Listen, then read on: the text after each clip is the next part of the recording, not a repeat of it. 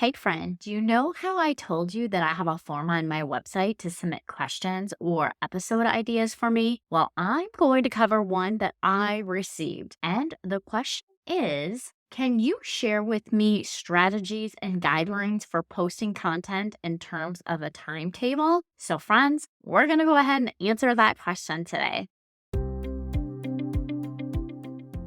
Hey, online business owner, welcome to the Content Systems for Growth with me, Michelle Dewey. Are you ready to let go of guilt, stress, and missed deadlines? Are you struggling to keep up with the demands of running a household, taking care of your family, and creating consistent organic content? Well, you're not alone. Juggling all the to-dos of being a mom and owning an online business can be challenging. But here's the good news. By implementing effective content systems and organization strategies, you can streamline your workflow, increase your productivity, and finally take control of your schedule. Each week, I'll explore content management systems and mindset hacks to help you rediscover your creativity, passion, and enjoyment in content creating. If you're ready to save time with systemized content marketing strategies and productivity tips, then go refill your coffee mug, pop in those earbuds, and let's tackle that pile of laundry. It's time to reclaim your time and energy while you take your business to the next level. Let's grow, friends. I love it when I get questions from my listeners. It makes things so easy. I don't have to guess what questions you have. Isn't that such a wonderful thing? So today we're going to cover the guidelines for posting content so that you can master this for yourself. I was so excited to actually receive this question. It's a topic that is near and dear to my heart because I know that I've struggled with it myself. So friend, I hope you have that coffee or that cup of tea in front of you because we're going to get into this right now. So what's one thing that you need to do for your posting schedule? Well, you need to determine your posting frequency. So regardless, it doesn't matter. I can tell you exactly what time to post, but that doesn't matter. What's really important is what is doable for you. What are you able to do for your posting frequency? So that's the first thing. Let's talk about how often that you want to post, because this is going to be the foundation. Your posting frequency is going to depend on a few things, right? Your time, your energy resources. Do you know how much your audience wants or needs from you? Or wants from you? I guess it's a want. Or they can need you, whatever. And the type of content you're creating, because you may not put as much video or podcasts or blog content out there as you would social media content. So here's a quick action step that I want you to do. I want you to take 5 minutes to jot down your current commitment to yourself and how much time you can realistically dedicate to content creation each week. That's realistic. It's important to know your time bank. I'm sure you've heard me say this before. How much time do you actually have available to create that content? From there, this is going to help you decide whether you should aim for daily, weekly, or bi-weekly posts. Number 2, you need to create a content calendar. Once you've handled all of the posting frequency, now it's time to get organized with a content calendar. Trust me, this is a game changer. It helps you plan out what you're going to do for posts and when you're going to do it.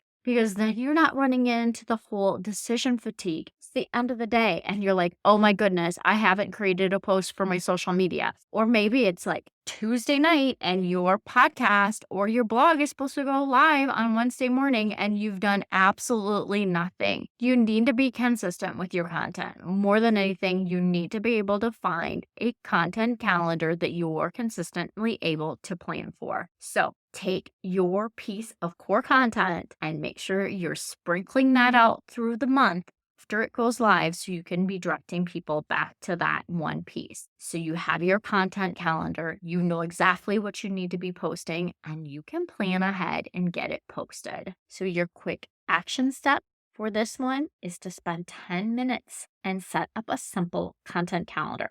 You can do this in Google Sheets or in your paper planner. It doesn't matter. If you are a solo entrepreneur, you can do this in your planner by just jotting down the dates and the topics that you want to cover. Hey, I'll let you in on a little secret. I have it in two places. I have it in my paper planner and I have it in Notion, because when I'm creating it, for some reason, my paper planner, I like to list it out in there first and then actually put it electronic, because my brain thinks better when I can write it down on a piece of paper and see it plotted out on my calendar. Then if I ever have any questions, if I don't have my computer open or I'm doing something else, I can just simply flip through my paper calendar and see everything that I have laid out. Use a scheduling tool. So what does that look like? I'm a big fan of Metricool for scheduling content. It's like having a little assistant who takes care of that posting for you. What do I mean? You can set up an RSS feed and it will pull directly from your website and take and post that information to your different social media channels when it goes live. And then you can also set it up on a frequency. So let's say you want your blog post that you posted in October to go live again and have people directed back to your website 90 days from when it went live. You can do that in Metricool. You can set it up to be reoccurring. You can also put in, let's say you like inspirational quotes. You can set up a whole entire feed with inspirational quotes that get published on a frequency to the social media channels of your choosing. And what's great, of course, it's all set up in advance and it goes live exactly when you want to. And another thing that I love about Metricool is that you can use it with Canva. So you can create your images in Canva and you can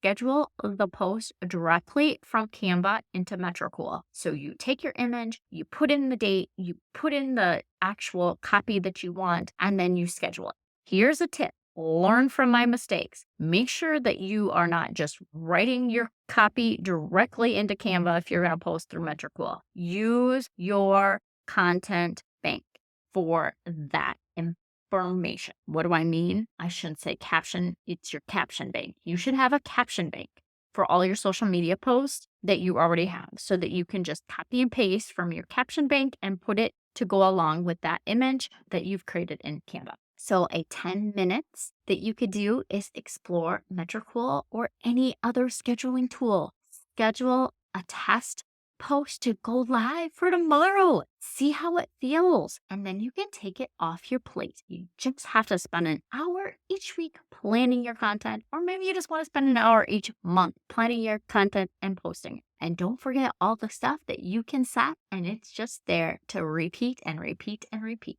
Number 4, mix up your content types. Variety is the spice of life. Your audience wants to have a mixture of different content types. So think your blog post, your social media video, and maybe even some infographics in there, because that gives that information. It makes them curious and they'll be like, oh, I think I want to go find out more information. This infographic is so beneficial to me, right? So a quick action step for this one is in 10 minutes, I want you to brainstorm a list of different content types that you can try out this month. And I want you just to pick a format to experiment with. The number 5 is posting at optimal times. Timing is everything. You want to make sure your content is going live when your audience is most likely to see it. I know with algorithms, you can never say for sure if people are going to see it. But if you're targeting a busy work from home mom like yourself, maybe think about when you might have a few minutes to scroll through your feed. This could be the same time. I do want to put in just one more sweet plug for Metricool, because they actually show you on the scheduling table like the hot times that people are on that platform for posting. So you can move around your different posts to make sure that you're hitting when it's the busiest at that time. And that's the perfect time to do it. So one quick action step. You can spend 5 minutes looking at your particular analytics on your social media platforms that you use and identify when your audience is the most active. And then you'll adjust that scheduling tool to post during those. Again, like I said, Metricool has that right in the software for you, so you don't have to do that analytical work. 6, monitor and adjust.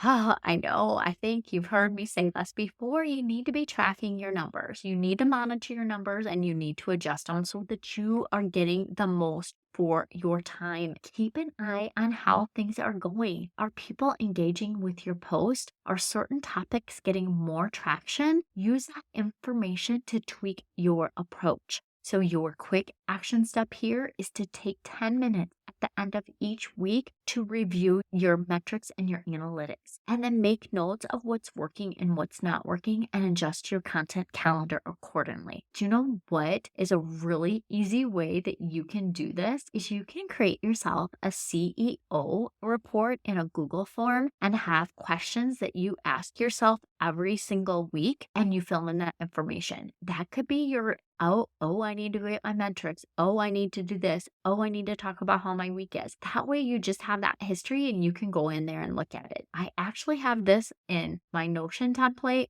Okay, friends, it's time to wrap this up. I hope that you found these tips to be helpful and this answered your specific question that you asked me to cover. If not, I guess let me know and I will try again. Thank you so much for your time. I appreciate you and I hope you have a wonderful week. Yay! Thank you so much for listening. I hope that you found this episode valuable and learned some actionable tips that you can implement in your business so that you can feel accomplished and less stressed.